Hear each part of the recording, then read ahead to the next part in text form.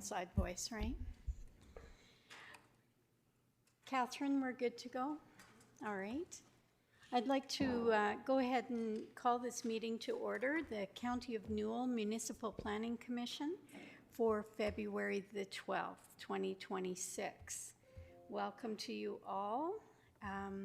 We do have one MPC member missing from the table. Would somebody like to excuse Dan? Lynette moves to excuse Dan from the meeting. Councillor Baumgarten. All in favor of that motion? That is carried then. Municipal Planning Commission minutes from January the 15th, which is a full month ago already. And I'm wondering how you would like to handle those minutes. Go ahead. I'll move acceptance of the minutes. Thank you, Councillor Johnson. Any further discussion? Seeing none, all in favor of the motion? That is carried.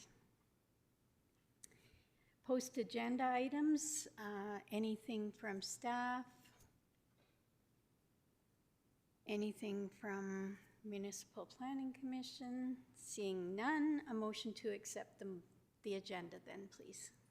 Neil, Councillor Johnson, all in favor of his motion? That is carried. Development report. Permitted use. Shannalee, would you like to speak to that? Sure, thank you. I just wanted to note that the 2026001 for it says Teague's Holdings, the company name is Twin R Rentals. Okay, thank you for that. Are there any questions on the report? Seeing none, we'll accept that for information. Thank you. 7.1, development permits. Shannalee, please. Thank you. Development permit 2025100 is for the approval of an existing shop to be used for residential storage. The applicant is requesting a variance to the rear yard setback. The shop was located on a different parcel, was dismantled, moved to the subject parcel, and reconstructed. Pictures are included in your package. The applicant expects to enclose the building with tin siding. A variance is requested from 6 meter setback, which is required, down to 3 meters, and there's a letter from the applicant in the package explaining why they're requesting the variance. Specifically, they're requesting the variance because they thought the setback was 3 meters, and that's how they constructed it. There was no issues or concerns with administration. There was no response from adjacent landowners. We are recommending approval with conditions, and Mr. and Mrs. Nielsen are here to answer questions. Please come forward. Thank you for coming this morning. We'll do a quick round of introductions while you're getting settled. Neil, would you like to start us off? I'm Neil Johnson, Division 7 Councillor. Good morning, Adina Scandrup, Division 2, the hamlet of Tilly and surrounding area. Ben Hofer, Dutchess, Division 8. Good morning, Greg Screever, south of Brooks. And I'm Kelly Chrisman. I'm from the northwest side of the county, Division 6. Arno Dirksen, the GEM area, Division 9, the GEM area and the area around the village of Rosemary, which would include your facility. Welcome, Matt Finsky, Chief Administrative Officer. Good morning, Holly Johnson, Division 4, Scandia, Rainier, Bow City, Castles, and Antelope Creek areas. Good morning, I'm Lynette Kopp, Division 3, Patricia Millicent area. Good morning, Emma Sinclair, Planning and Development Administrative Assistant. Hello, Catherine Siakla, Communications Officer. Good morning, Sandra Stanway, Brooks Bulletin. Shannalee, Development Officer. Hi, I'm Maria Jackson, Supervisor of Planning and Development. Good morning, all, and I am Diedrich Knelton. Jeff Tiffin, manages the planning and development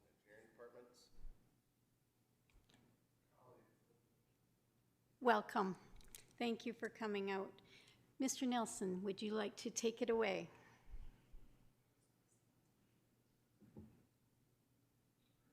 Is there anything you would like to add to your application process? Or would you like us to ask questions of you? I think questions would be better because I'm not exactly sure. 'Cause Okay, sure. She already had it pretty good in the introduction. Very good. Are there questions? I happen to have a question. Mr. Nelson, we see in the pictures a framed building. Will you be putting new siding on, or is it reused side, metal? The sides will be new. They'll be new? Yeah. Metal clad? Metal, like the roof, like a tinning. Yeah, tin, Yep. okay. Councillor Kopp. Through the chair, it's probably for Shanley or Maria. What is the reasoning behind having a variance? In more residential areas, the variance is smaller, and in the agriculture, it's a bigger one. So what is the reasoning for that?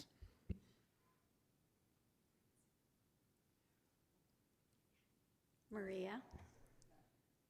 Setback. It should be a setback. That's what I meant to say. The setback sets a standard for development, so people aren't building right on the property line. They're aware that they need to maintain a separation from their neighbors. That is determined, it's kind of an industry standard. So in residential areas, the lots are smaller, so the setbacks are reduced. And also when you're building or purchasing a residential property, you know that you're probably going to have neighbors that are in closer proximity than if you're on an agricultural parcel. So that's why there's differences there. Any numbered standard in the land use bylaw is able to be varied by the Municipal Planning Commission or the development officer. So that gives the ability to look at the specific situation and decide if that's appropriate or not. If there was another residential property adjacent to this, and their house was located right along the property line, then maybe MPC would say, I don't know that this is a good variance to grant.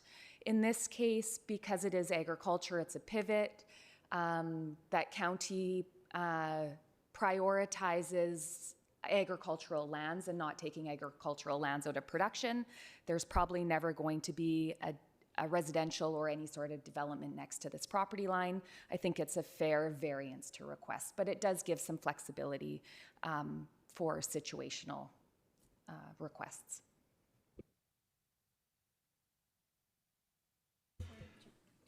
Chair, if you're ready to accept a motion, I'll move that we approve as per the recommendations of Thank you. Maria and Shanley. All right, thank you. I do have one question now that I know there's a pivot there, because I'm not familiar with the area. Will the spray hit your new building from the pivot? Okay. No. Okay. No, it would not because it's already going by and he's got his end gun off all the time when it goes by there. Okay. So, no. I just wondered if it would create a problem down the road, but sounds good. We have a motion on the table. Any further questions? All in favor of the motion? That is carried. You're good to continue your build. Thank you. 7.2, Shanley. Thank you. Development permit 2026002 is for the approval of an addition to a dwelling, specifically 2 roof extensions and a deck. The applicant is requesting a 4-meter variance to the side yard setback from 6 meters down to 2 meters. The applicant has submitted a request letter included in your package. Specifically, the reason for the variance is to align the deck with the existing entryway of the home.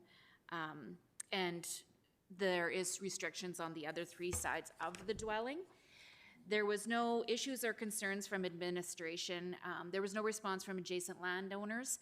I just wanted to note that the parcel is side by side. The parcel south of the subject parcel is owned by the applicant as well. And we're recommending approval with conditions, and Mr. Davidson is here to respond to questions. Great, thank you for coming forward.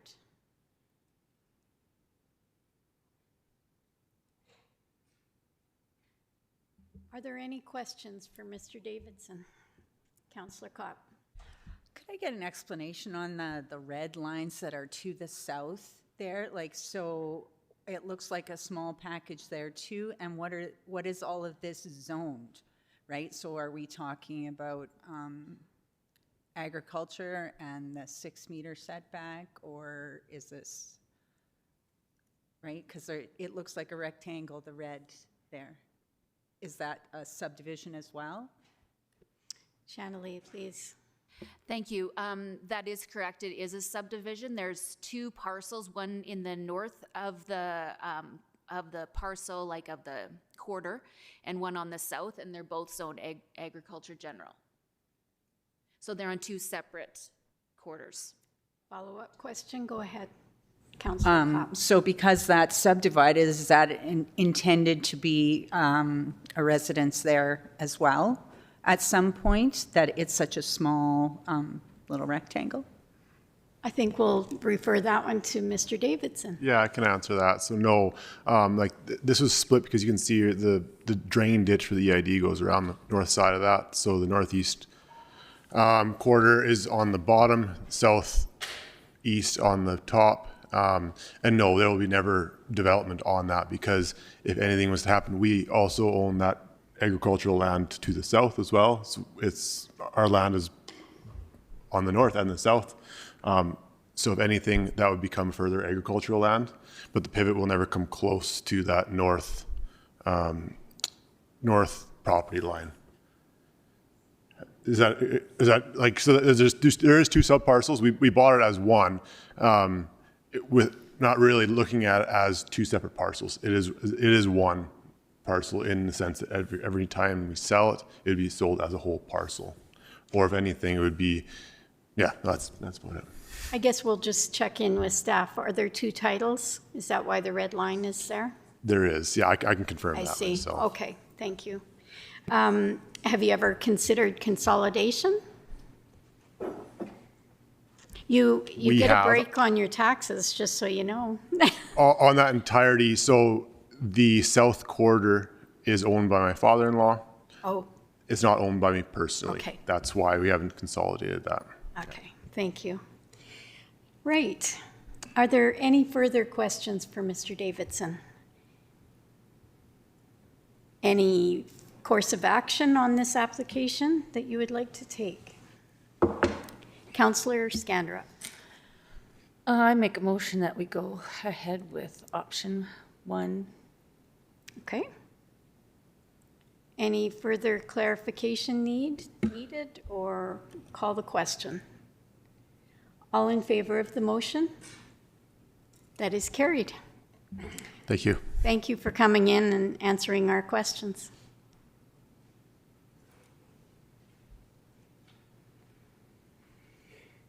(8.1) Maria. Thank you. This is a proposed subdivision in Division 7, 4 kilometers northwest of the city of Brooks. The land to be subdivided was a canal right-of-way, which is no longer required by the EID. So the applicant is proposing to subdivide a portion of the old canal and to consolidate it with the agricultural land. So no new lots will be created. Access to the remnant parcel is from Township Road 19-3.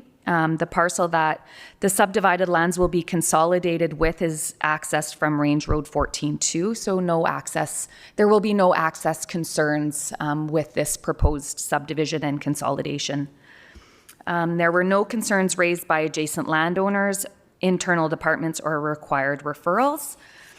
And it is recommended that MPC approve this subdivision with the conditions that all outstanding property taxes be paid, that if any utility right-of-way plans, easements, or agreements are required, that they be registered concurrently, that the applicant enter into a development agreement with the county if required, and that the subdivided parcel is consolidated and that there's no new parcels being created. Municipal reserve for this is not applicable as there will be no new lots created. Thank you. Thanks for that explanation. Are there any questions? Councillor Johnson. Just kind of curious, when this happens, is it the EID generally bringing these applications forward or the other landowner? I'm just kind of wondering how they come forward. Maria? This has come forward from the landowner with permission from the EID. So we can never move forward with a subdivision unless we have the landowner approval.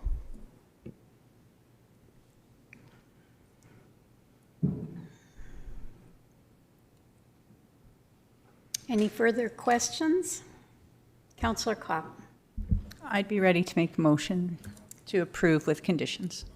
Great, thank you. Any further questions? Seeing none, all in favor of the motion? That is carried. There were no post-agenda items. Is there a reason for in-camera conversation? Seeing no hands. Question period. Any questions? No. Thank you, Catherine. I'll adjourn the meeting.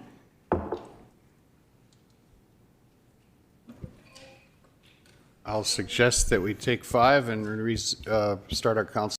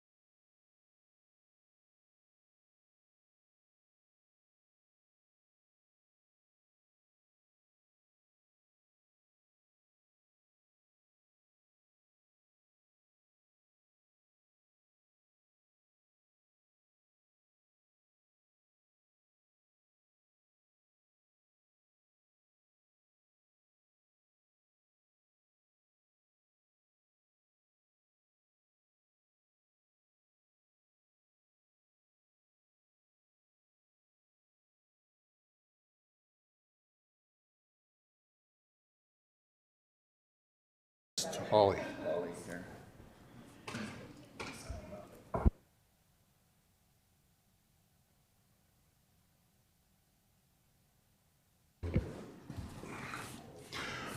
I will call this meeting to order. Welcome to our February 12th, 2026 council meeting.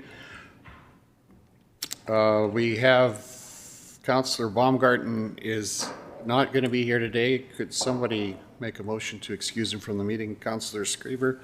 I'll make that motion to excuse. Thank you. All in favor, please indicate. That is carried. Thank you.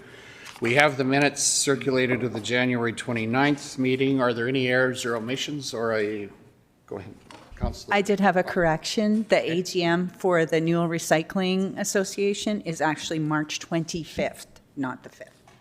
Okay, that's noted and will be adjusted. Are there any other errors or omissions, or a motion to approve the minutes as amended? Councillor Kopp, thank you. All in favor, please indicate. That is carried.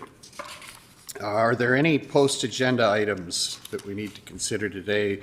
We have a 10:45 appointment with Cole Steinley from the NRSC, public hearing at 11:30, and then a 1 p.m. meeting with Nicole Baguette from the inspection group on our agenda. Any other post-agenda items or adjustments to be made, or alternatively a motion to approve the agenda as circulated? Councillor Chrisman, thank you. All in favor, please indicate. That is carried. Are there any questions or notices of motion? Any questions in the electronic media? Seeing none, let's move to item number 11.1, no, 10, Ag Services, or actually our, oh, okay. 11.1? Yeah. Welcome back, Maria. We've got some early agenda items that are postponed, so welcome. Okay, great. Sorry that I left. Are we going to start with the subdivision extension? Yes, please. Extension request 2024-0-207. Perfect. Thank you very much. This subdivision 2024-0-007 was approved by MPC on January 16th, 2025. The approval was valid for 1 year and has expired on January 16th, 2026. As per the MGA, if a plan of subdivision is not endorsed by the municipality within 1 year from the date on which the subdivision approval is given, the plan may not be accepted by land titles unless council grants an extension. In reviewing the application, the approval granted, the subdivision is still acceptable as the proposal continues to meet the criteria of the land use bylaw and the subdivision authority bylaw. So it is recommended that a 1-year extension be granted for this subdivision, which will give the applicant until February 12th, 2027 to finalize the subdivision. The applicant is just looking for a little bit more time to meet the conditions that were included in the notice of decision. Thank you. Thank you for that. Are there any questions, comments from council, or a motion? Go ahead, Councillor Johnson, please. Is there any relevance to us knowing what this initial approval was for? Because I really searched my brain and I have no recollection of this subdivision a year ago. So is there any reason for us to know that? Or if there was, you would bring it forward and we're just simply giving them more time? Maria, please. I believe the application and the notice of decision was included in the package, hopefully. So this is for residential purposes. There is a house on that subdivision and they're just looking at taking out the residential portion of the quarter from the farmland. Councillor Johnson, go ahead and follow up. That information was in there, but it was not enough to spark my memory as to what it was about. And that's where I struggle, is if I don't really understand what we decided on a year ago, I have trouble saying, yes, we can grant it if I don't recall it. That's great to note, and I'll ensure that all the information is included going forward. Sorry about that. Okay, thank you. Councillor Chrisman? I am fine. I'm willing to make a motion to extend the application to get the paperwork in order. Thank you for that. Any further questions? All in favor, please indicate. That's carried. Thank you. Thank you, Maria. We'll move on to 11.2, which is road closure by resolution, correct? Yeah. Thank you. So the purpose of this application is to close Centre Street and a laneway in the hamlet of Castles. The road plan is undeveloped, and the applicant utilizes the road plan for access to his property for parking and would like to purchase the land to consolidate with their property. Approval to proceed for this was given on June 19th, 2015. The subject lands are in Division 5 within the hamlet of Castles. So there is a section of road that is Centre Street, and then there's also a lane that runs east-west behind the lots in Centre Street, or in Castles, pardon me. So we have worked with both of the adjacent landowners. So purchase agreements have been completed with the landowners. And the portions of road will be separated and consolidated with the adjacent lands. A road plan can be closed by resolution, which does not require a public hearing. However, landowners directly adjacent to the road plan and utility companies must be consulted prior to a resolution being made. So we do have letters from adjacent landowners. They are all in agreement with this closure to move forward. We've reached out to the required utility agencies. The EID has requested that we initiate a right-of-way for a portion of their infrastructure that runs into the lane. And we have those documents ready to go once we work on the title transfer for this. So it is recommended that Council move this resolution forward. Thank you, Maria. Are there any questions or a motion? Go ahead, Councillor Neil Johnson, please. Yeah, what's the selling price of the piece of ground? Maria, please. I don't have that number right in front of me, unfortunately, but it is market value set by Kevin Halstead. I can find that information out really quickly. Thank you. Any other questions or a motion? Go ahead, Councillor Johnson. I'd like to move option 1 to provide the resolution to proceed with the road closure and sale. Okay, thank you. Any further questions? Councillor Neil Johnson, please. I agree with the motion but shouldn't we know how much we're selling for first? Because it's market price. It is a pretty small piece of ground and it should be worth a little bit of money. Yeah. It's market value. Do you want to defer the decision? I'm just bringing up the question. I'm not going to be the odd man out. I'll vote for it, but... You're already the odd man out. Councillor Screever, please. Yeah, but without knowing the amount, if it's our appraiser has indicated market value, I'm pretty comfortable in moving forward with it. Okay, thank you. Call for the question. All in favor of the motion, please indicate. That is carried unanimously. Thank you. Thank you, Maria. I think that's it. Yeah, thank you. Let's move on to minibus. Item number 11.3, County of Newell Minibus Service Summary Report. Welcome, Shannon. Thanks. In answer to some questions that happened at the end of 2024, we revamped how we are tracking our minibus usage for 2025. So this report is a summary of the year, basically. Yeah, so the minibus services the County of Newell and the municipalities within it, except for the City of Brooks. basically each section of the county is serviced on a scheduled day. And so she goes out, picks up people, brings them in, they do errands throughout the day, and then drives them home at the end of the day. Highlights from this year where we had 13 new registrations. That's pretty good. Last year we had 10, or 2024, so that's pretty steady.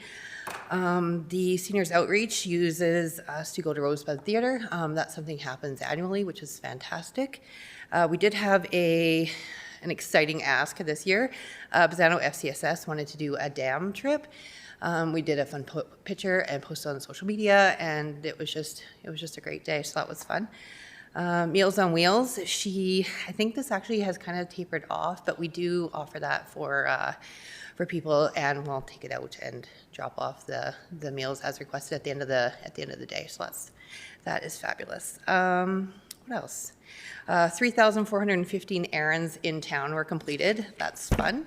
And the useful information that the purpose of changing our tracking was the community trips. So you can see which portions of the city or of the county are serviced. So like town of Bazzano, Bazzano area. So it's differentiating between county residents and the municipalities. Yeah, so I just wanted to present a summary of the year. Thank you, Shannon. That's a good summary. Are there questions? Councillor Johnson. Love the pie chart. It's good work. So town of Bazzano, that's taking them, do you ever do errands inside Bazzano or all trips to Brooks? I believe it's all trips to Brooks, is my understanding. Councillor Chrisman. I'll just give Councillor Johnson some background. We have a volunteer in-town driving program that takes care of residents within town. So. Thank you. Just a question with regard to the Rosebud trip. Are there options to expand that if there are requests from citizens to go other places for particular events? Yeah, absolutely. We actually revamped and included an extracurricular schedule or fee schedule in the schedule fees. I think it was last year we added that. So we do have a way to facilitate and give a price for that. Yeah. Pardon me, CAO, Mr. Fensky.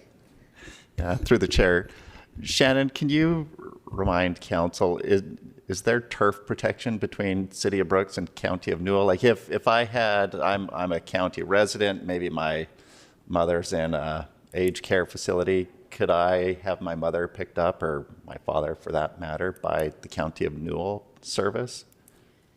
Yeah, and I refer to them as a reverse ride. I don't know if that's right, but what we do is we'll leave the office, pick those people, that person. We actually have someone that does that, and take them out, drop them off in that area. They spend the day out there.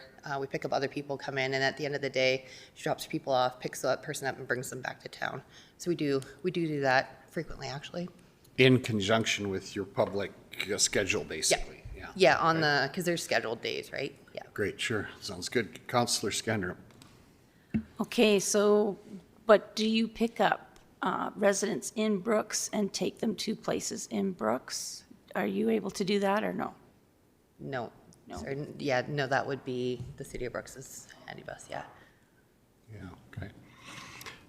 And is the service kind of focused on seniors, correct?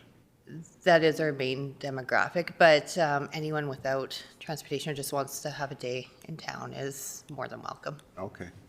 That ends up being who calls us the most. Okay, thank you. Sorry?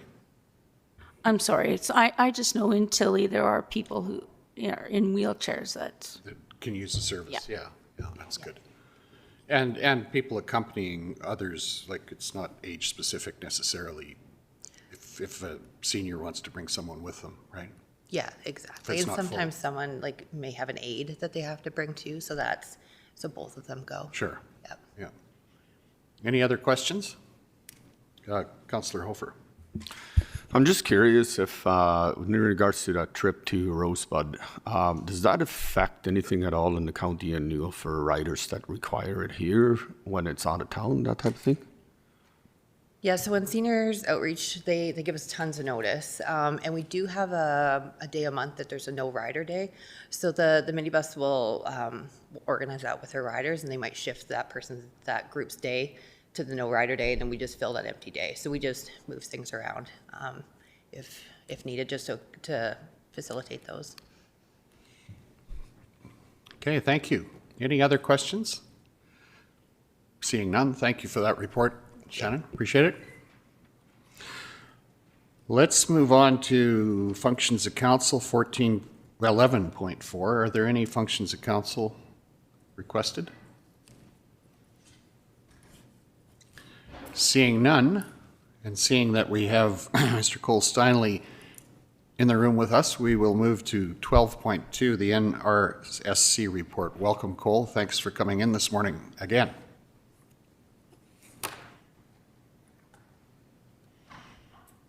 Thank you, Reeve and councillors. I appreciate the opportunity. It's been a while since I've presented. So I have a little bit to kind of discuss, catch up on things. We'll start with the Lake Newell Resort force main, sewer force main. On January 22nd, we discovered a line rupture on that sewage force main that goes back to Brooks. It was repaired on the Friday and the Saturday, so finished up on January 24th. So that's been working, that repair, but then we just discovered another one down the road from it yesterday. So they're currently, as we speak, digging it up and repairing it. So that's 2 breaks about 1.5 kilometers apart from each other on the same line. So a little bit of history on that for those that haven't been on council for that long, but we kind of come across this before, about 10 years ago or so, where we've had successive breaks on that same line. We had about 3 of them, if my memory is correct. In my time, that dates back about 10 to 12 years ago. But we've had nothing since then, but then now we've had 2 in a row here. So we've kind of learned from the past in talking to the contractors that fix it and the people that were there and the installation. What we can kind of point to is maybe the quality of pipe used in that isn't the most robust in the world, but still well within specs and was engineered out to be used. But that could be a cause of it. And also, we're not using soft starts or VFD controls on the pumps, so there might be a little bit of extra pressure when the pumps kick on and off kind of thing, but there's air releases that we do maintenance on in manholes all along that line every year, so all that's working properly. We make sure of that. So everything is operating as designed. There's nothing that jumps out and points to what's causing these failures in the pipe, other than, like I said, we've talked to contractors in the past, maybe some of the bedding and backfilling process in the past when it was installed could deal with it. I remember back 10 years ago, one of the issues was it was sitting on top of a big rock. Just the vibrations caused a spiral fracture in the pipe, and that happens, right? So yeah. I don't know, because I'm just anticipating the questions from you, oh, what's causing this? And that's the best I can come up with right now. It's nothing is, pointing to anything in particular. Yeah, so appreciate that. Yeah. So I'll move on, and then I'll give you opportunity to ask questions about it later. But we also had 2 sample hydrants that were, I think I touched on this before, that were installed in late December in both Tilly and Scandia. So the sample hydrant installation project is now complete throughout all the county. So all the hamlets have dedicated sample hydrants that our operators can go to and take samples without having to worry about getting into businesses or residences' houses to do it. Provides us quick and easy access to sample water, and we don't have to worry about it being cross-contaminated by just living conditions of people's houses and businesses and stuff. So works out really well, and that's all complete now. So moving forward, that gives us an opportunity to do our due diligence for regulatory compliances and stuff like that. So we also had 2 fire hydrants in Tilly that were replaced due to the age of them. They actually, in fact, had developed some corrosion holes in the standpipes and were inoperable. So we went and got Brooks Asphalt to help us replace 2 of them. So that project was done and they're complete. Everything's working there. We have also, in talking with Mark and the agreement with the county and the city and sewage flows into the city system, we thought it'd be a good idea to do some meter proving to make sure that any meters that are used for billing purposes are accurate. So it's just a good process to kind of take a look at them. Not the residential type, but more of the in our facilities. So every water pump house that the county owns, there's an incoming from us and an outgoing to the residents. They're a magnetic type meter that has no moving parts. So it takes a kind of a controls expert to kind of come in and make sure they're reading properly. And since that's what we use for billing purposes, it's a good idea to take a look at them and get them proven. So it's been a while since I've done that. So I'm kind of going through the process of doing them all across the board, everything that we own, everything the county owns, just to make sure everything's up and up. So that's kind of what started that project, and it's currently this week they showed up and they're started to do that. So hopefully they'll have that done here in the next couple weeks. But that's kind of what we're working on right now for those. Also, because we do look after 12 different separate kind of systems on behalf of the county, regulatory requirements require us to send in year-end reports. So currently, right now, we're compiling them for the 2025 year, and they have to be submitted to Alberta Environment by the last day of February every year. So our team is just finishing up those year-end reports for all the facilities we look after for the county, and that's going well, and we should be able to have them off here shortly. Also, last time I reported, we had I'd let you know that the Scandia pump house had one distribution pump that had failed. It was ordered, that pump. It was back ordered, but it's on its way, and it should be from the United States, and it should be here next week or so. So fingers crossed we'll be able to get that installed here before the end of the month. So that's the final update on that, and that's all I have for today. So if you have any questions on that, anything I said today. Pump comes in tariff-free? It was paid for, but I can't remember exactly if it includes pumps, tariffs or not, but yeah, I wouldn't doubt it. Any questions? Go ahead, Councillor Kopp. Through the chair, what is the lifespan of a fire hydrant, and how does the billing work when it's something being done in Tilly? Lifespan is depending on how well you take care of it. So that's why our biannual preventive maintenance, that should make them last in 30 years plus. And then there's obviously internal parts that wear out a little faster. And so the bulk of them, if you can keep corrosion away from them, they should last a very, very long time. It's not a thing that you have to do quite often. So. Okay, thank you. Councillor Screever. So the line running from Lake New Resort, that's an older, well, it's not that old of a line, but what do you recommend, or what do you see are how long that line will last us? I mean, if these breaks still happen or keep happening, would we need to be replacing that line at some point? If the frequency keeps up, then obviously that might have to be looked at. But that's kind of what we kind of were thinking 10 years ago when we had 3 breaks in succession, and then all of a sudden we had a 10-year reprieve from breaks. So like everything was designed as it could. Like, yeah, the pipe itself could have been a little heavier walled thickness, rated for a little higher pressure, but it might have been deemed overkill at the time.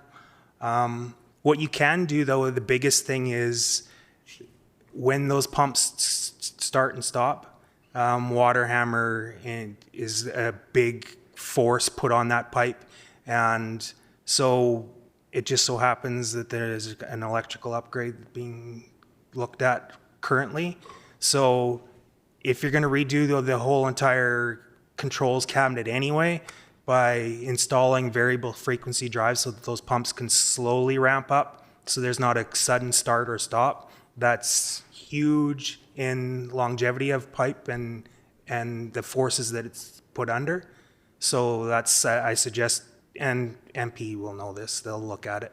Or soft starts are a little cheaper version of the same thing. Yeah. So. Go ahead. Yeah, just to follow up, even with the new pipe that we would be using now, the standards now, would we still have these breaks? I mean, it must have been due to a rock or something like that is what I'm hearing. Would these breaks happen anyway if it was a new standard of pipe? That's extremely speculative, but you can never say never. Nothing's foolproof. But obviously, the more robust pipe you put in, the lesser chance there is, and they're able to kind of deal with higher pressures and vibrations and stuff like that. But there again, sometimes it's only as good as the install process it is. So if they were bedded properly with versus backfilling them with rocks and stuff like that, which is not an acceptable thing to do. It all depends on the quality of work when you're actually getting it installed by the contractor that you've hired. So that's a big thing as well. Inevitably, and I think you said this, for the length or the longevity of the pipe equipment to remediate the water hammer effect is probably money well spent going forward. That's the low-hanging fruit in this scenario for sure, especially since you're looking at doing all the replacement currently as we speak. So absolutely. Now's the time to take that. Great. Look at that. Good to hear that. Go ahead.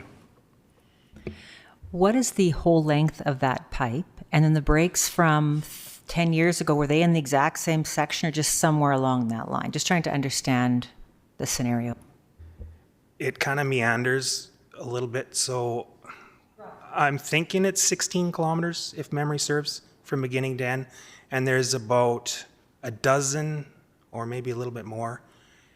Because a force main, the way sewage works, it's not gravity, it's actually being pumped forcefully. So it's contained, there's no open, like a regular gravity sewer in a town or a hamlet where you open up a manhole and you can actually, there's a cutaway of the pipe and it's open. This one's solid the whole way. And you have air releases to let air out so that it doesn't cause water hammer and extreme stresses on it. So yeah, there's probably 15 air release manholes along the way, varying in depth from 3 feet deep to 23 feet deep. So it all depends on the topography and all that kind of stuff, but that's kind of how it's laid out. And then to answer your question, where they've been occurring, they've all been occurring, to my knowledge, on the LNR end of it. So from the lift station north until it goes to the east-west, I can't remember the number of that road, but, pardon me? Okay, so they've all been between the lift station and that road. And there's been one on the east-west road as well, but really close to the corner where you turn into the resort. So that kind of points to maybe there was the installation practices at that point of the line, it wasn't as good as the rest of it, because we haven't seen anything for the rest. Probably the other 10 kilometers of it has been fine. Something in the water out at LNR, touch right? wood. Knock on wood.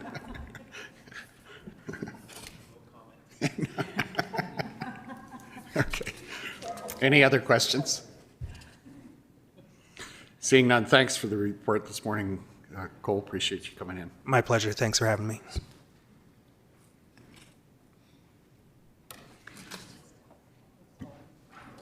Mr. Mark Hargreaves, welcome. Good morning, or even council members. Monthly report update for January. A little bit busy with the two gentlemen out there doing enforcement. So 37 warnings, 46 tickets after 42 investigations. I'd just like to identify, we're not picking on anybody, but with a project going on this summer with the JBS access and Highway 873, we have some increased presence along Township Road 19-2 to help educate our motorists along that, because there will be more traffic directed that way when that project is done. Along with that, municipal enforcement coordinated an on-scene traffic control course for emergency services. That went over extremely well. Lots was learned from everyone, included class time, field exercises. I let you know just at the end of my report or update to you last council meeting that it was taking place that weekend, so this is just a recap. Further on, mechanics, we've got them involved in tending to our fleet services apparatus and whatnot, so they've been working on some of that and getting it out the door. Little bit of a learning curve. We don't always have those parts on hand or anything like that for that apparatus, but we're getting more knowledgeable every day. And the success story is we're dealing with that apparatus with the same level of staffing as we've carried here for, well, at least the last 18 years. We've always only had 2 mechanics in the shop. So grader operators, snow and ice control, not really sure what that is this winter. So it's great. They're making good progress on grading roads right now. And as the temperatures get colder again, as the forecast is showing, they'll transition back to doing vegetation management and whatnot when they can't be out grading surfaces because they're frozen. So truck drivers, same thing. Paved roads, obviously a little bit different than gravel roads with icy conditions and stuff, so we're always at the ready with that, but really focused on the stockpile program and getting those things wrapped up so we're ready to go come spring. Maintenance operators being kept busy, 29 sign replacements and whatnot between some of the heavy wind events that we've had over the past couple months and things. And otherwise, it's just the routine maintenance that even when the wind blows, sometimes the bolts in the signs start to loosen up and whatnot. So they've got to go back and retighten those before we actually damage the sign and have to start new again. And then, yeah, snow and ice control in the hamlets as required, which we know where we're at with that. Bridge files, several bridge files listed out here for you for what is in progress, what's being tendered, what tender awards coming for you today.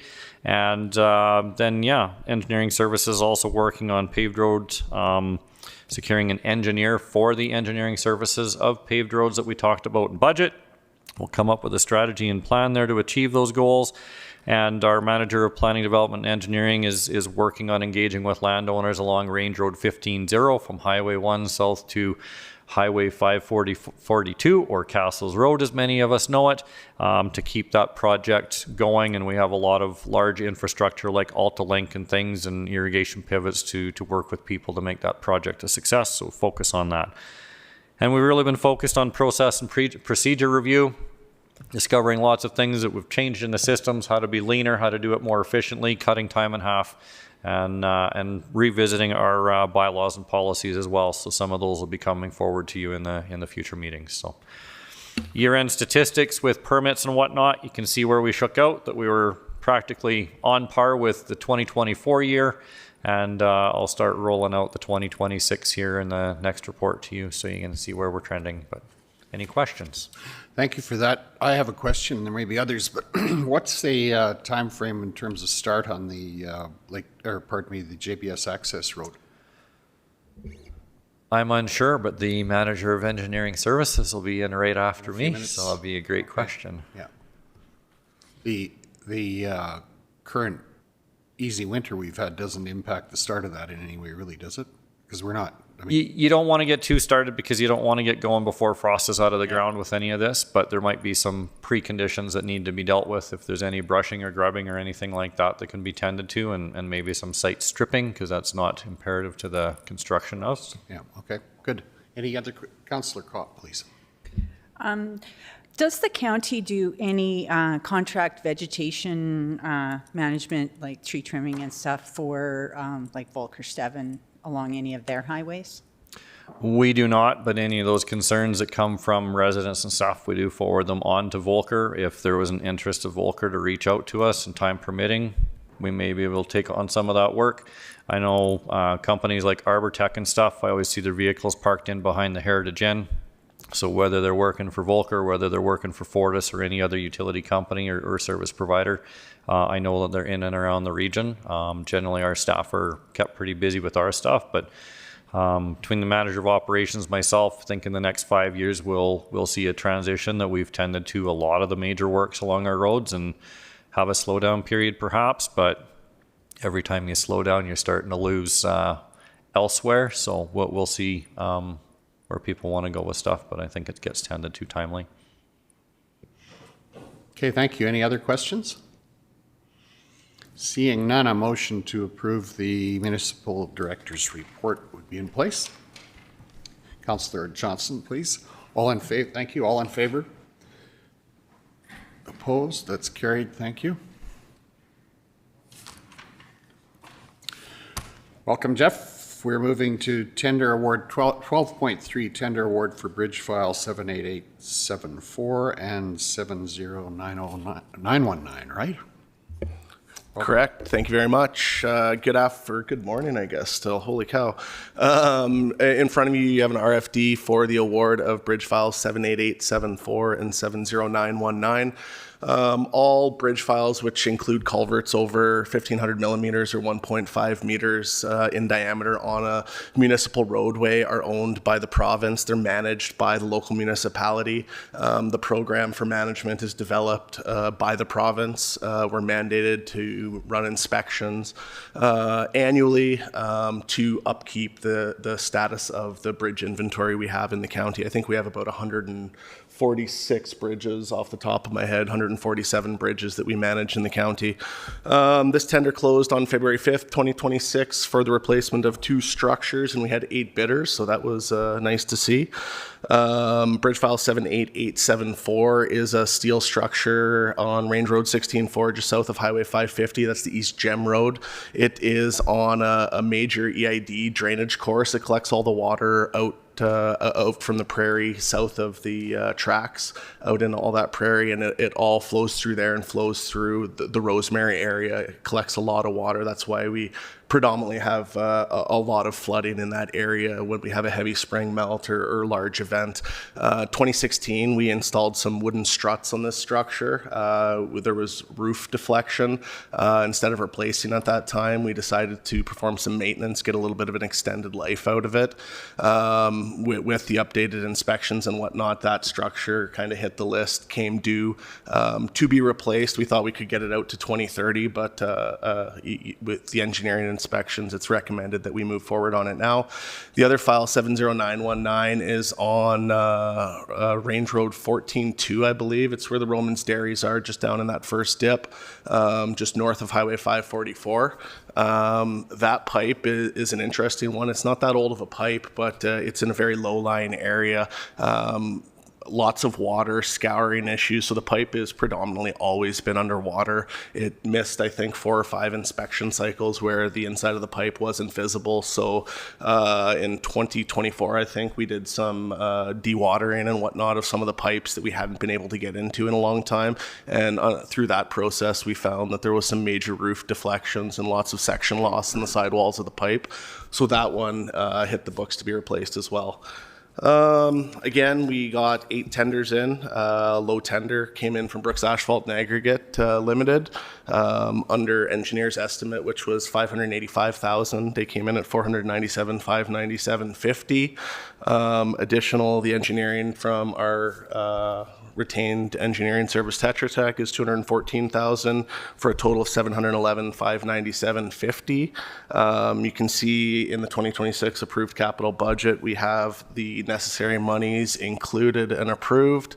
And just to note that this project both of these projects were recipient of STIP funding. So that's a 75% cost share between the province and 25% will be up to the local municipality. The last thing is follow-up action. It says commence in the fall, but these projects are going to commence almost immediately before the end of the month here if we can get council to award them. Great, thank you for that. Jeff, are there questions or comments? A motion with regard to the request. Councillor Scandrup, please. I'm, sorry, I make a motion that we award this to Brooks Asphalt and Aggregate. As per option 1. Thank you. Any further questions? All in favor, please indicate. That is carried. Thank you. Thanks, Jeff. Thank you. And I can just add on to the question for Mark a little bit earlier there. We did have a startup meeting for the JBS access road job there on Tuesday it was. There is some requirements with grubbing and brushing and tree removal. There's a bunch of elm trees that need to be removed before a certain date. So the successful contractor, Brooks Asphalt, they're going to get going on that, removing those trees to improve the safety around the speed curve here. If they haven't started already, likely next week. And they're also looking at putting the crossing in the EID drain just south of the JBS parking lots, and possibly even doing some stripping here in the next few weeks pending weather, and looks like we might have a shot of winter coming back. That's great to hear. So we'll see some activity out there right away. Appreciate that. Thanks for the update, Jeff. With that, let's move back to item number 10. Agriculture Services Business, Mr. Todd Green. Welcome. Sorry to keep you waiting. It's okay. It was suggested to me to trip Mark on his way up here, so I could have got in before, but we decided not to today. I assume that you negotiated that when he came forward. Well, thanks for having me today. It's just a quick and dirty highlight on some of the things that we've been up to and some of the things you might be interested in. If not, that's fine. I don't mind. I still have to do them. So some interesting things in the ASB file. The Weed Control Act was updated recently. 22 new weeds or variations of weeds that we're currently on are now added. Unfortunately, only 2 came off. So, really could have done a little better on the off instead of the add, but we'll take what we have. So, fun fact, Will Scop was actually part of the committee that did the review of the weeds over the last, I think it took like 3 or 4 years to get through all of the weeds. But we lost creeping bellflower off the list, as well as perennial sow thistle. So 2 weeds that are prevalent locally, and part of the reason they came off is because they are so prevalent in the province. So hard to enforce control when they're that abundant. Another interesting one we're working on with the EID is the pale yellow iris. Just going to start that project while we have a quick meeting with Dan and Jason from the EID beginning of March to figure out our action there. Pale yellow iris is a prohibited noxious, so we are required to do some work. But yeah, I think we're going to have a good partnership with them and get that going. Big week next week for hiring seasonal staff. We have 25 interviews to do. A different kind of year this year with our new management staff in ag. So we wanted both Catherine and Joe to have an opportunity to pick their whole team. So we're actually interviewing even the seasonals that we had last year. It's not quite fair to have a new manager managing people they didn't pick. So a little bit of a different year this year, but I think that's at an hour an interview, that's 3 solid days. So luckily, though, I don't have to be involved in that. But we did get a request to build 3 new hawk poles. If you guys remember, we built hawk poles and give them to people to set up in their corners or wherever they like to help our gopher population. So excited about that. Kim's retiring this year, so we thought we better get a few more poles in his work day because he just loves making them. The facility side, this is a crazy time of year. Lots of planning, purchasing, and installing things before we get busy in the spring. So everything from weather stations to training grounds. We really hope the weather holds so we can get some stuff done before April. Emerson, we are looking for some new supervisors there. We have some applicants in. We would enjoy meeting a few more people. So if you know of anybody that might be interested in that opportunity, it is a pretty fun job. We did Joe and I took a little tour down there the other day. Beautiful afternoon of walking around and looking at things. But our main goal out there was to try to determine where we were going to put our pump track. So we have 3 options, and we have our quoting process started now. So we're looking forward again having that done before the season starts. It's always nice to have construction projects complete before you're got lots of spectators. And then CDC, my goodness, meetings. AAFC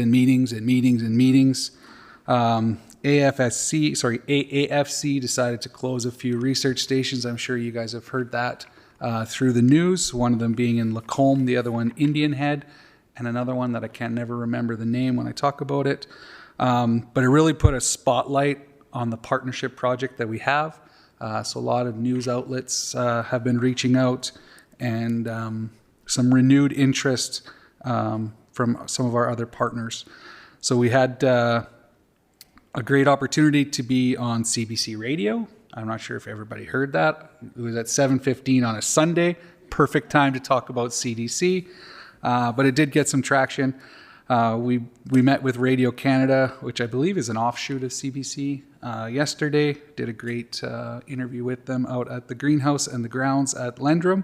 And I think we've passed one off to Arno to talk to Global, I believe is coming out at some point in time. Scheduled that, but you did make the comment list on Monday night as well with regard to the CBC interview, so good work. Oh, good. Positive interview, yeah. Yeah, good. And then, we continue to meet with new prospective clients. I can't even imagine how many meetings we've had to discuss that place and show it off. And we had a wonderful Zoom meeting yesterday with the University of Calgary was one partner, and then their other partner that they're looking at doing some research. And we're having this great meeting about the greenhouse, and we're trying to figure out how we're going to set up these 2 bays for them and all the rest of it. And we just made an offhand comment. Well, if you wanted to take this project one step farther, we got 700 acres of land you could go on. And this guy's eyeballs got about this big. He was just loving it. He's like, well, do you guys ever do tours of the facility? Can I come out and look at it? Ken is like, well, we've done 3 today. Come on out. So anyways, it's just such a great meeting opportunity. I'm pretty excited about 2026 and 2027 as well. So. We had a regional strategic planning discussion yesterday, and one of the things that was discussed is finding ways to get people to come to us, and it sounds like that's what's happening at CDC, which is great to hear. Doesn't pay the bills yet, but it's still coming, eh? It's good. Great. Thanks for your good work there. Any questions for Todd? Councillor Holly Johnson. Good morning. I have 2 questions. Out of 25 interviews, how many do you intend to hire? And where are we seeing the pale yellow iris show up?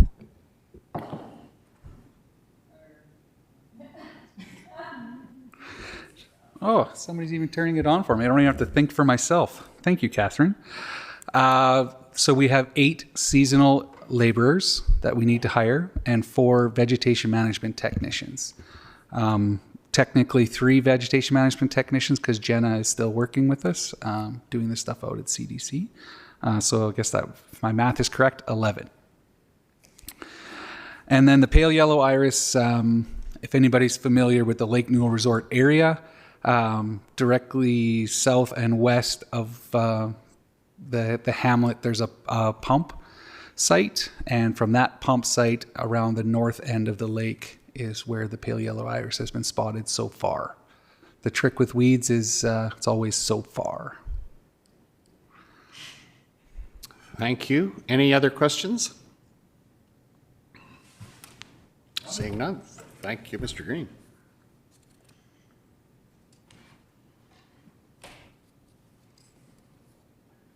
The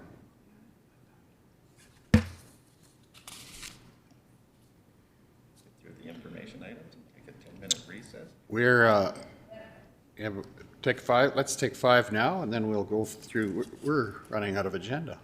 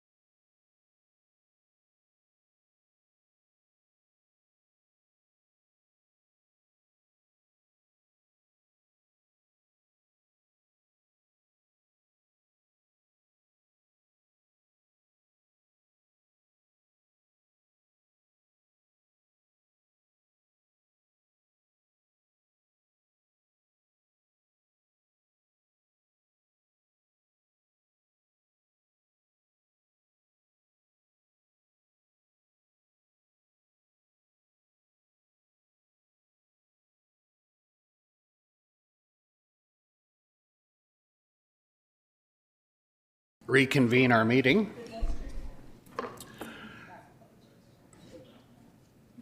We are just about at 11:30 where we have a public hearing scheduled. Can someone make a motion that we move into a public hearing?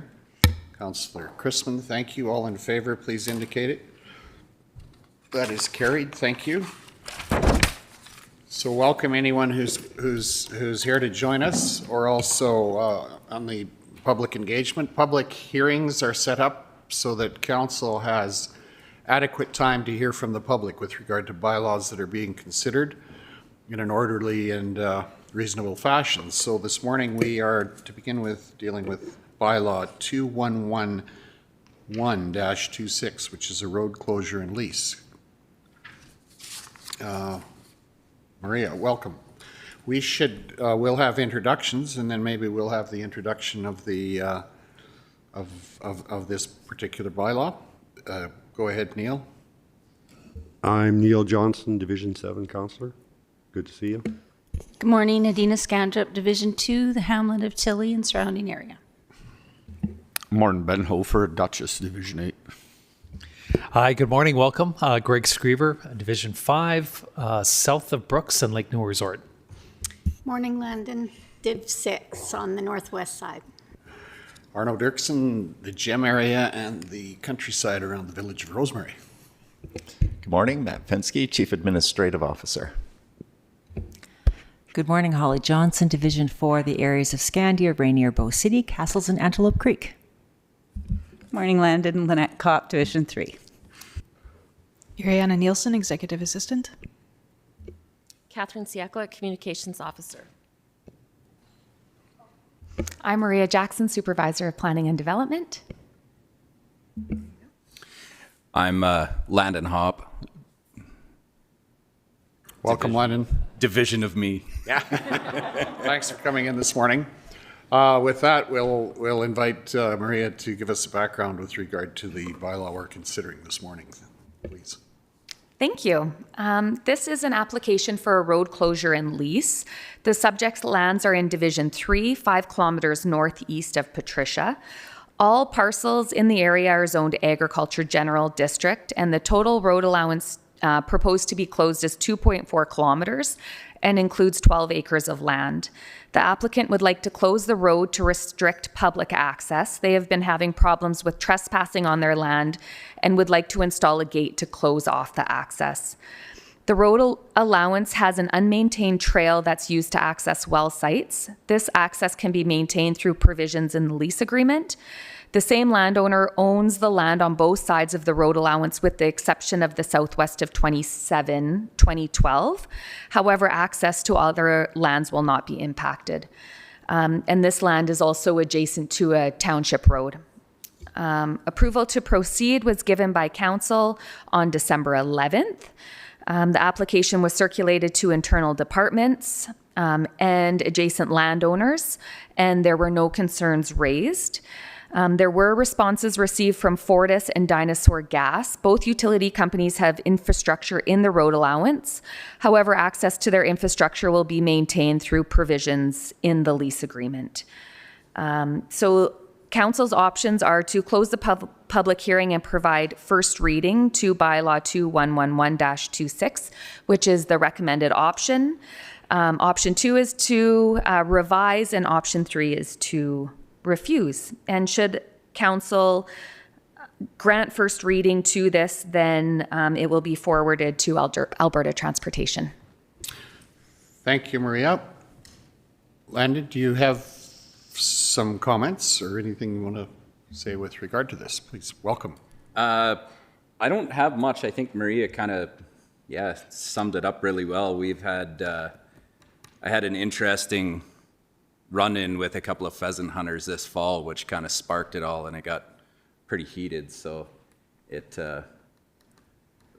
was advised this was the direction to go with the CO officer. That was basically his recommendations, was to go this route so we can limit, public access, I guess, basically. So that's kind of how this all came about. Okay, thank you. Councillor Johnson. What are the lease rates on this lease? Yeah. The lease rates in the Schedule of Fees bylaw is $120 per half mile or portion thereof. So that equals about $30 per acre. Okay, thank you. Are there any comments from the public? This is a public hearing. Catherine, is there anything coming electronically? And you've joined us as the proponent, and you don't have no further comments? No, I don't have anything else. To come and see the process and see how it all works. Sure. Just one question, and then Councillor Christman. When were the pivots installed? Years ago, I expect, eh? There is no pivots on them I see. lands. It's just, okay. Yeah. Yeah, I'm sorry. Yeah. We've got the north, the north mile of that road allowance is not fenced on the west side of it. So the cows technically have access to it and can graze it. But the first half a mile is fenced on both sides. Right, yeah. Okay, thank you. Councillor Christman. My question was, which quarter, or which section is it that's owned by somebody else, Landon? It's the southwest of 27, I believe. Okay. Yeah. The pivot. Yeah, the pivot is the Thank one you. that's owned by the neighbor. Thank you. Okay, thank you. Councillor Screever. Hi, Landon. Is this just grazing land? Is it just ball-headed kind of prairie grassland? Yeah, it is. And you run your own cattle on this, or is it? Yep. Okay. Yep. Okay, thanks. Oh, and sorry, one other question. What was the nature of the problem? Were the trespassers coming onto your land and actually hunting on your land without permission? Yes. Yes, it is. And they use that road allowance. They drive down it. There's a Texas gate on the north end of the first half mile. They drive down there and then hit that Texas gate and turn around and come back out. And it doesn't matter the conditions. It doesn't there's huge ruts in it all the time that we have to deal with 3 times a day when we go out there to feed cows. And it becomes a nuisance. Yeah. Okay, thank you. Councillor Kopp. Just to clarify, the section or the quarter section that is owned by someone else, their access to it is from not from that road allowance. Is that correct? Yeah, it is accessed right off the county road, the east-west county road. They can get right into their quarter on that side. Okay. Thank you. Any other questions or any comments from the public? Seeing none, I think we can move on. Okay. Thanks for coming in today, Landon. Yeah. Thank you, guys. Yeah.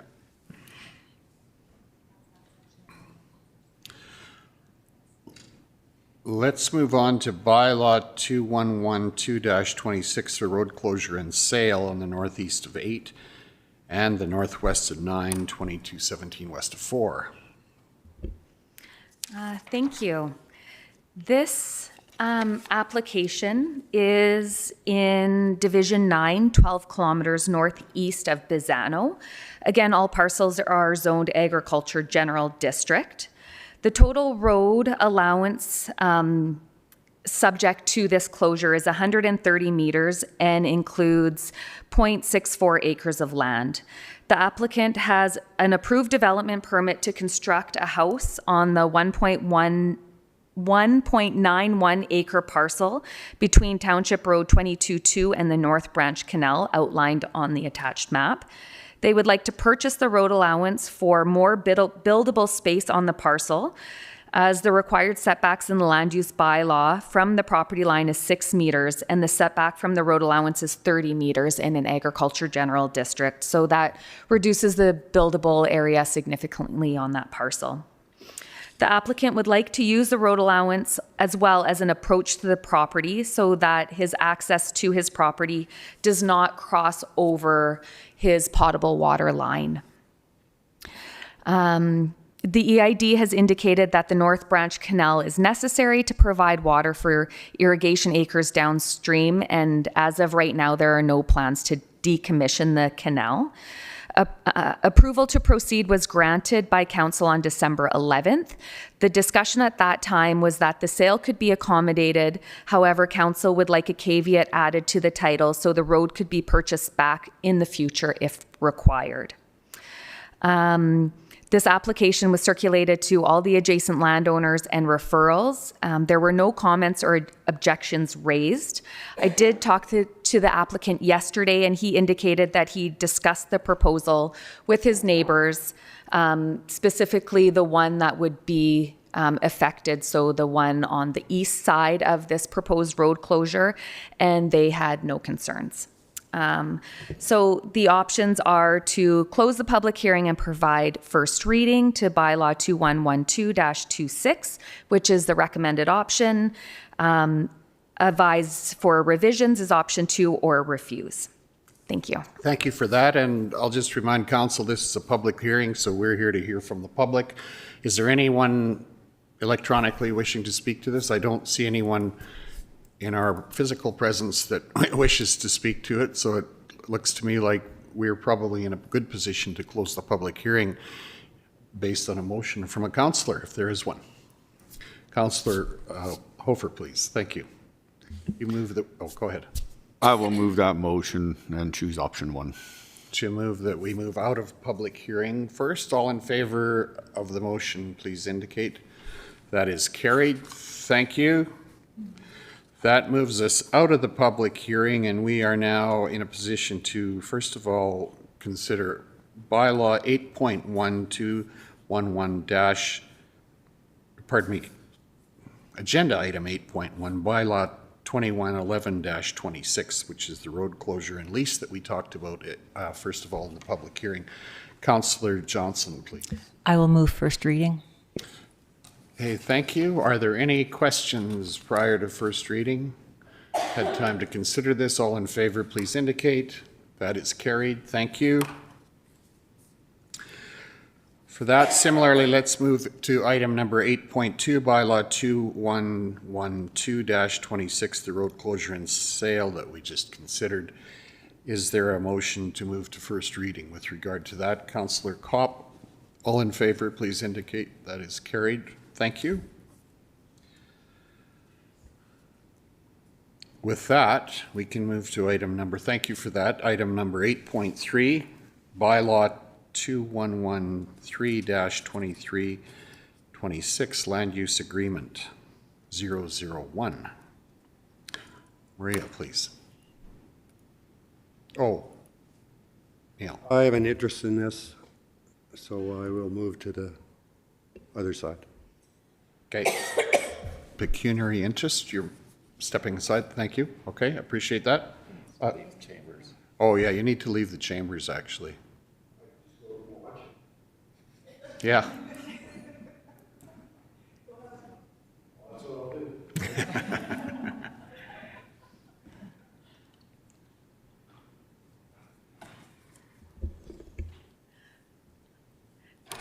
Thank you. This is a land use amendment application to redesignate a portion of the northwest of 31914 from Ag General District to Industrial, from Ag Gen to End Industrial General District to Residential District. So right now there's a split zoning on this quarter section. So a portion of the lands are zoned agriculture and a portion industrial, and the application is to move it all to residential rural district. The subject property is in Division 7, less than a kilometer north of the city of Brooks. The lands are also located within the IDP area with the city. There is an industrial solar facility located on the subject parcel, and the applicant would like to separate the residents from the industrial lands. The Subdivision Authority bylaw states that the Subdivision Authority may only approve one subdivision on an unsubdivided quarter section of land within the Agriculture General Land Use District. There are 4 parcels out of the quarter section already, therefore a land use amendment is required to subdivide further. The residential rural district is to provide for acreage residential or cluster development on parcels that can support private water and sewer systems. The proposed subdivision is in line with other existing residential subdivisions to the north of it. The parcel size in the residential rural district of the land use bylaw is 0.4 acre or hectares, pardon me, to 1.2 hectares. So this proposed subdivision is slightly larger than what is outlined in the residential rural district, being 1.795 hectares. The reason for this is because the septic field is located along the east side of the proposed parcel. So in order to maintain the required setbacks to the septic field, the applicant is proposing an additional 30 meters to the east of the residential parcel. So this will allow access to the backyard and the septic field if required in the future. The proposed property line does follow an existing chain link fence. There is no agricultural land being taken out of production. The current use of the land is residential, and the proposed subdivision lines allow for the existing septic disposal system to meet the Alberta Safety Code standard. So it is recommended that Council provide first reading to bylaw 2113-26. The applicant has also submitted a subdivision application, and that is going through the process and will be presented to the Municipal Planning Commission in the future. Thank you, Maria. Are there any questions? Or subsequently, go ahead, Councillor Johnson. So just to understand, the 4 pieces that are out already are all ag residential. Go ahead. Okay, so this property, oh, you can't see it, sorry. Okay, so the northeast, here, okay. These 2 properties are zoned residential. When the solar facility was created here, this was split zoned, which is not something that would be generally recommended now. However, that's how it is. So along the back of these residential properties all the way down to this township road, and east is zoned industrial, and then from this line west is zoned agriculture, so this part here. So that means that where the residence was, and then there's also a shop and there was some corrals down here, those are in the agriculture general district.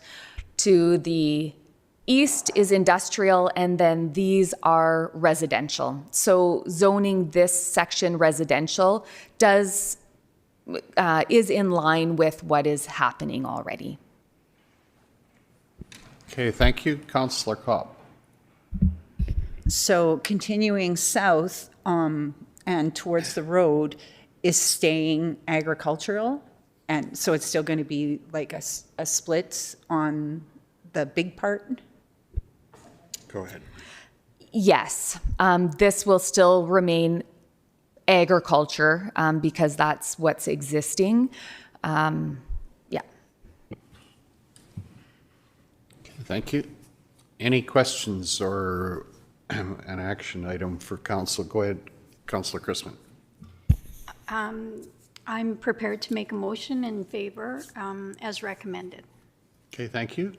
Are there any other questions? Seeing none, all in favor of the motion, please indicate. That is carried. Thank you. So we have passed first reading. Thank you, Maria. With that, oh yeah, you're bringing Councillor Johnson back in.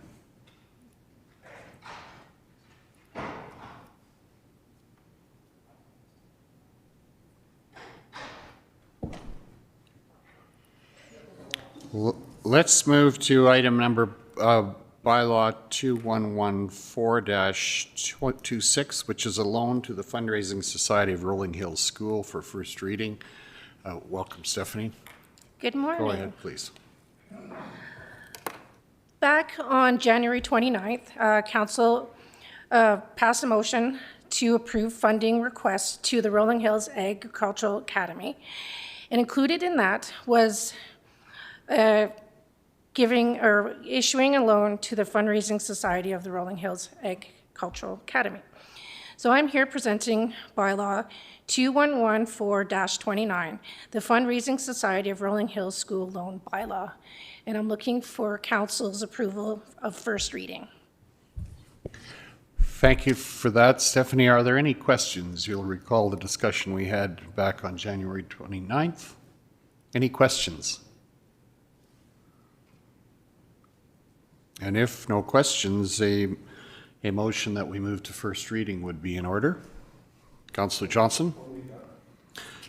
Thank you. All in favor, please indicate. That is carried. Thank you. Almost too easy. Thanks, Stephanie. Well,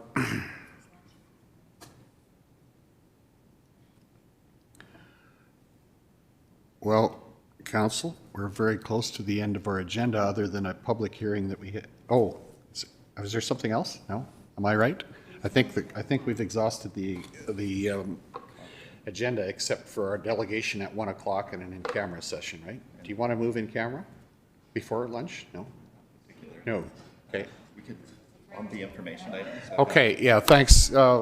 Matt, if you'd take us through some of the, was there a different question too? We're going to look at information items. Oh, I see. Well, that's anticipation. Okay, that's good. Go ahead, Matt. Through the chair, I would just point council's attention to item 14.3 under information items. I had a great meeting with Staff Sergeant Harms and Sergeant Schmidt. Oh, this isn't what I was thinking it was, but this is important for you as well. I will forward the letter that I had hoped to have had on the agenda. There is the community engagement happening right now for community policing. Safe Communities Committee is taking care of the survey to the wide world. I'd encourage everybody to participate in that. If there are opportunities for you to ask your ratepayers what their policing priorities might be, take that opportunity. Both Staff Sergeant Harms and Sergeant Schmidt indicated once they've received the survey results back, they'll package things together. They intend to meet with council before coming to a final draft. So we should see those fellows back here to make sure the priorities do reflect what council and community members want to see for policing priorities. I apologize, I didn't get the letter on the information. Okay, no worries. Thank you. With that, I'm going to suggest we take, we have a 1 o'clock meeting with the inspection group, following which we will have an in-camera session. So I'm going to suggest we take a 68-minute lunch, please, and be prepared to come back at 1 o'clock for a public meeting, or pardon me, a meeting with the inspection group.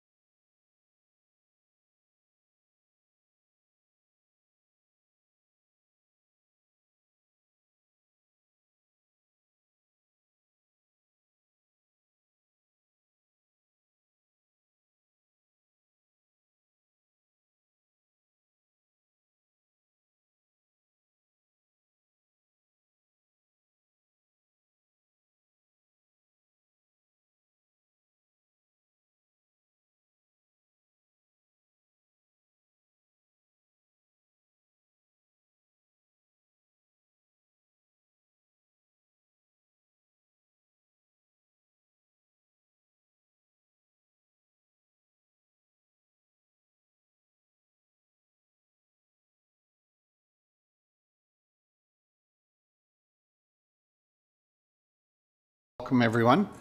And I particularly want to welcome Nicole Paget and the Paget? Okay, thank you.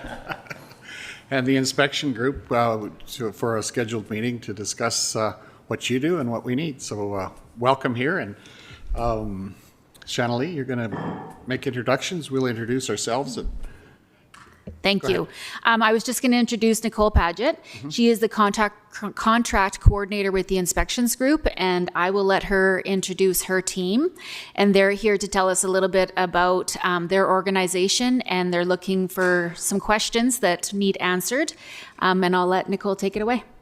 Okay, why don't you introduce your team, and then we'll introduce our around the horseshoe here, if that's good. Yeah. Sure. So I'm Nicole Paget. I work out of our Lethbridge office on behalf of the inspections group. My name's Tim Roski. I'm the CEO of the inspections group. Okay.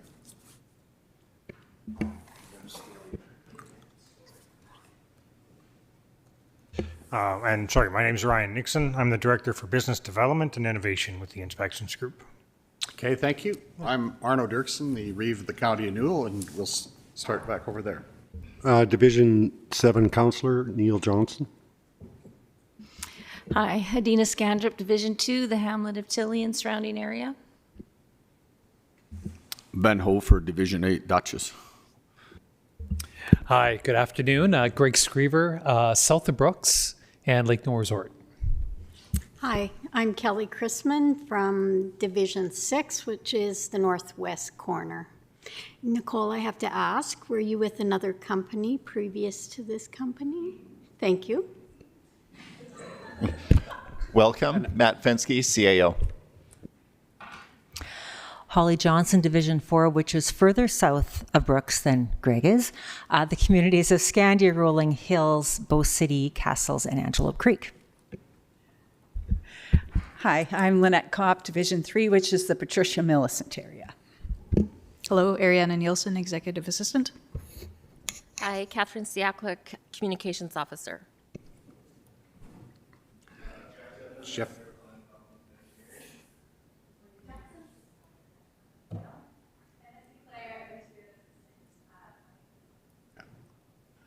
And I represent Division 9, which is the gym area and the countryside around the village of Rosemary.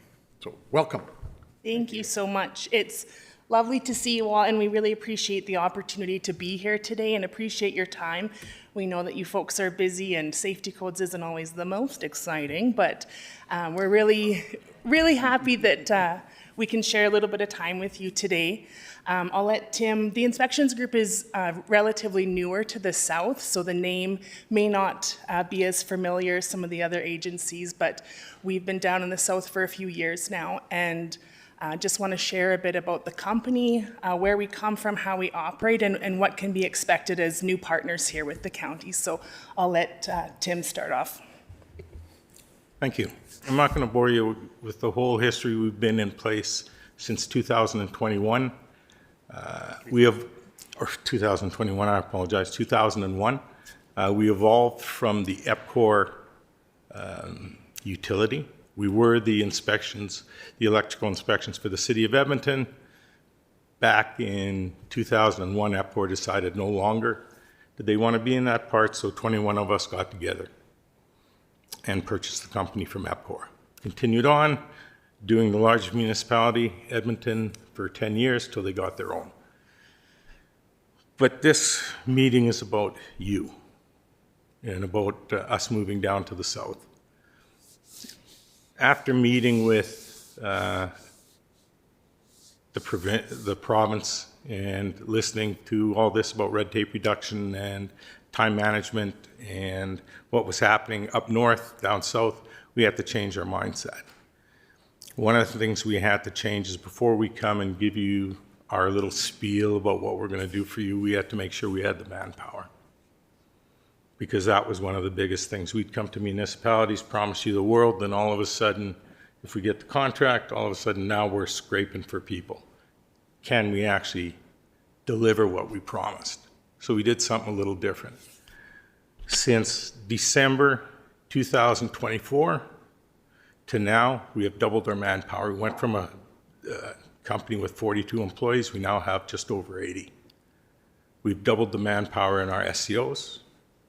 We have a system now, and we're working on a new one because we've listened to municipalities. This is where Ryan comes in. We have a new reporting system.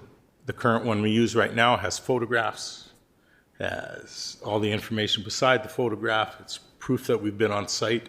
We can meet our response times. Some of the red tape that people run into where development takes a certain period of time, and to issue permits or to review the first permit application, sometimes takes 4 to 6 weeks. We're down to 3 to 5 days. We figure that's where, first, we can help you. Is cut that time, cut the complaint time. Now, you may get a few complaints about maybe the way we do things. I've never been called on that before, or, we've never had to do that before. Just to let you know, our take is we enforce the code. That's what protects us. That's what protects you when we go to a court of law. The other thing we had to drive home with our inspectors, where we found we were a little lax, is the customer relations. So every one of ours have had it, I'll say, beat into their head that they have to form that relationship with the customer. We're going to be telling them a lot of times stuff they don't want to hear. You know what? You didn't do this right, it's going to cost them. So the number one question we put to our guys is, first thing you got to do when you go to a job is you got to figure out how this guy is going to want you back after you just kiboshed half the stuff he did. That's the toughest thing about here. So we always joke around the office, we're all actors. You know what, I don't care if you have to say you like something that he's doing, hey, do you mind if I steal that and use it for my place and all this stuff? You got to gain his confidence that what you're trying to do is the right thing that's going to protect him in the future. And that's what we're down here. It doesn't matter size of the municipality or whatever. I'm making this promise to you that this is a service we're going to provide. You're right on line with everybody else. We got to be able to deliver the promise. I got a lady here that's second to none as far as making sure that the municipality gets the service they need. She has an open line to me. If there's something she needs, it gets delivered right now. Yeah. We know what safety codes is. I didn't want to go into that, about ensuring the safe buildings and the whole bit. We all know that. It's just that this is what we're going to deliver and this is the way we're going to do it. Again, it's about relationships. The municipality will know if we see something coming down the line where we figure there's going to be a complaint coming to you, you will be notified. We will give you an update on what's going to happen. This is what we ran into. It seems like it may escalate. We will have a meeting with you and say, this is where we are, this is what we found, and this is what's going to happen. Last thing you want to do is get blindsided by some constituent, right, that's going to say, hey, get these guys out of here. We're hoping we don't get to that part. I'm just trying to cover every little basis and not bore you for 10 minutes. So that's what we're going to promise you. We're going to promise you the service and that we do it. We're going to show up to the sites. We're going to be there as quick as we can. We're going to call by the book and not going to spring any surprises. We get involved on larger projects. We get involved before the build. We like to get involved on the engineering side of it. We'll have our building inspectors take a look. And it's not always somebody from down here. One question was asked of me one time, will it be the same person inspecting the job that did the plan review? It would be nice, but I don't like doing that. To me, if the guy makes an error on the plan review, he's making an error on the inspection too. If I have a separate person doing it, when he picks it up, we can go back at the early stages. So we'll cut the error down at the time that the least cost. I can tell I talked already quite a bit because my mouth was getting dry, but instead of presentation, I like the open dialogue, because if I can't give you the answer right off the bat, then I'm going to have to research it instead of just filling you with a bunch of lies. So anyway, that's us in a nutshell. Promise to deliver it. We do have the manpower to do it and the woman power to do it. We're going to make this a good one. Okay, thank you. I expect you've probably experienced and learned long ago that you get more accomplished with a carrot than a stick most of the time, but Yeah, I've been in this business inspections for coming on 40 years.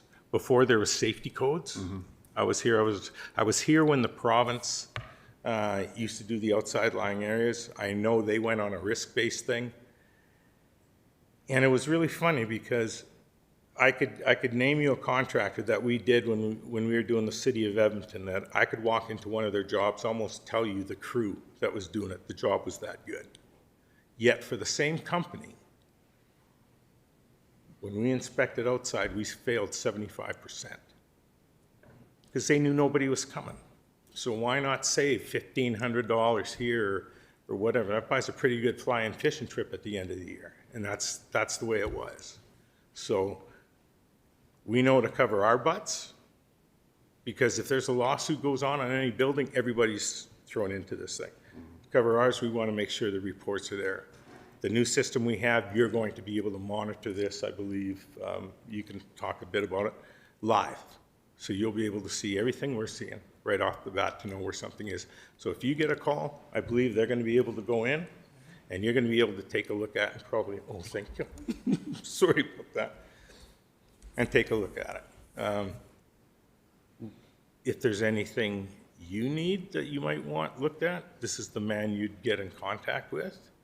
And if you have an idea saying, hey, it would be nice if we could do this or configure it this way, this will be the gentleman you talk to. Okay, thank you. Sorry, if you don't mind, I'll just add one thing to Tim, what Tim's already said, just so you guys are aware. So when you hear feedback, like we do train our inspectors to call deficiencies. That's their job, is to say what the code says, right? Not to be mean about it while they're doing it. That's not their job. Their job is to be professional and to talk with applicants and help educate them on not only what the deficiency is, but what it's trying to accomplish. They may not agree with what the goal of the code is on something that way, but so they can understand why they need smoke detectors or carbon monoxide alarms, and why it's important to put them in before you move in, or guardrails on stairwells, right? And those kinds of things, that rationale that we expect our inspectors to convey to your permit holders is part of the education part of talking to someone who holds the permit, so they understand why we're asking for that and what the code's trying to accomplish. Because I said so usually stopped as a good rationale from about, 2, when you learn the word no, or whatever age you learn the word no. So it's not something we teach our inspectors. We do teach them to call the code though, and it's going to be documented and written down, but to be reasonable and professional in what they're doing. And our focus is on getting the call right, not on for the inspector being right when they're on site. So we have supervisors and managers like myself and Tim. We're both safety codes officers as well. So is Nicole, for that matter. We have supervisors in all the disciplines, in building, plumbing, gas, electrical, where if anyone who holds a permit has a question and they want a second opinion, they can ask for a supervisor to review that to make sure we're getting the call right. And that they shouldn't be afraid of that at any point. Like, so for you guys, especially, when a constituent comes to you and says, I feel like the inspector's wrong. Well, did you ask for a second opinion from their supervisor? Because that's part of our process. And they should never have a fear that inspector's going to hold a grudge against them. We won't tolerate that. And if you ever hear anything about that, please let us know. We will fix that. I know Tim and I are on the same page for that. So the communication that we do, like email and text, are kind of convenient. They're communication methods that are efficient, but they're the least detailed. So they're a necessary evil. We have to send some emails. But when we teach our inspectors that when they get feedback or answers or replies back where it seems like there's a disconnect in the communication, the way we teach our inspectors to resolve conflict is, okay, that person is obviously not hearing what you're saying. You need to pick up the phone and call.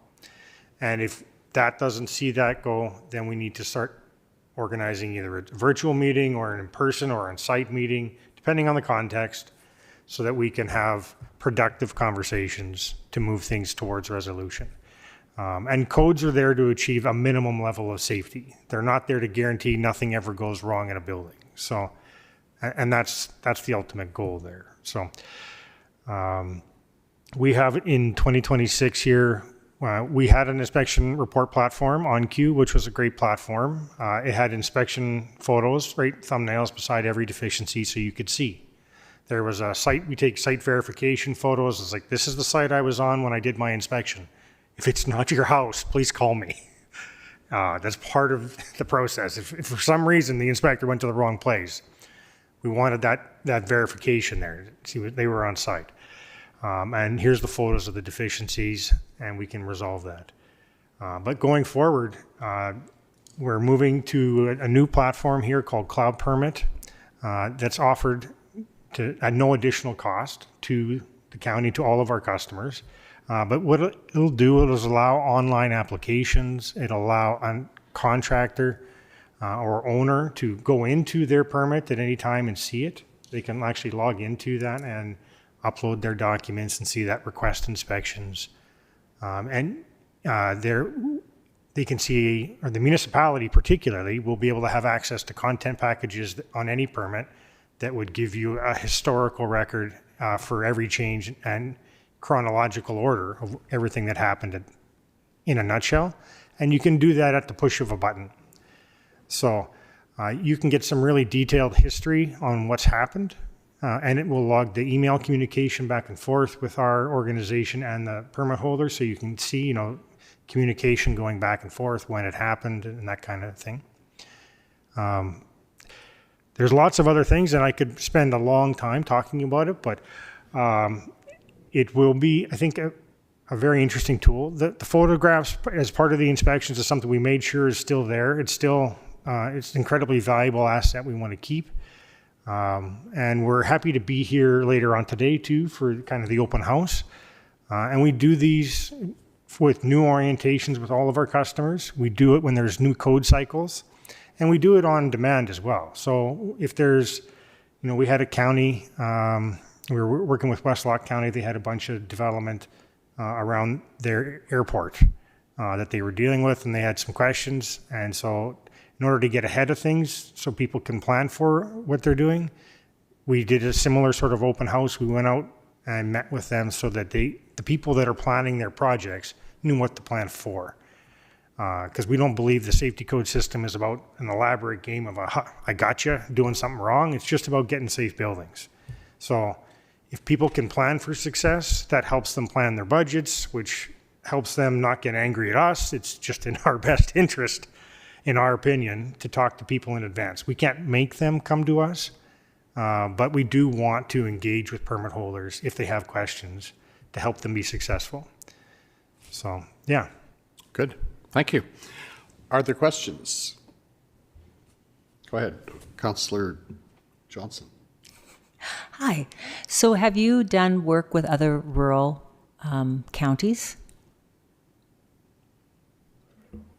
Yes, so our physical office opened down here in December of 2023, and we took on our first South contract in January 1st of 2024. So we work with 9 other municipalities down here in the South. Provincially, we have, I think it's over 80 different municipalities. So down in the South, we're contracted with the town of Redcliffe, McGrath, Bow Island, Wheatland County, Cardston County, Crow's Nest Pass. We work with Tsuut'ina Nation.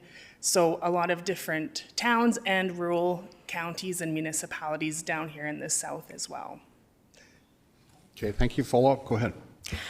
I'm just wondering, because I did have an issue with, we had a mobile home that we moved in, and being that we're farmers, we didn't get to it right away. It was kind of piecemeal, and that was really confusing with permits, and we weren't always doing things in the right order apparently, which was just how it worked. And then it all worked out in the end. Like, it wasn't a problem, except it took a lot of, they just weren't expecting what we were doing. So just to be aware of those, I guess, to get the, if you've dealt with the one-offs that are just kind of weird. Yeah, we deal with a lot of, I guess we would generally call it creative construction. So there's not a cut and dried methodology. Like there's a lot of ways to stick 2x4s together and fasteners and order a process.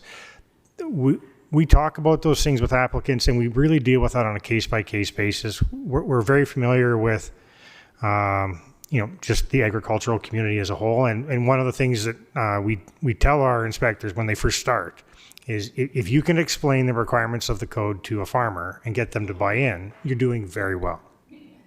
That's kind of it's literally a benchmark for training on our side. It's important. The code is written in very technical language, and if I just regurgitate the code to somebody, it's not usually very helpful. We need to be able to, the inspectors are expected to translate that and to be able to look at and evaluate a scenario with a mobile home coming onto a site and say, okay, what could actually go wrong with this? What kind of risk are we looking at? And yeah, are we technically out of order? Maybe in some cases. But if they're addressing the safety issues first and foremost, that's our primary concern. If we get a little bit out of order, and the worst of our safety code sins, so to speak, is that I swapped B and C in the order of operations, but we have a safe building when we're done, we're quite happy with that. So, yeah. Okay, thank you. Any other questions, comments? Go ahead, Councillor Christman. I just wanted to say I have to agree with you. Nicole, how many years have you worked this area? You know our area, right?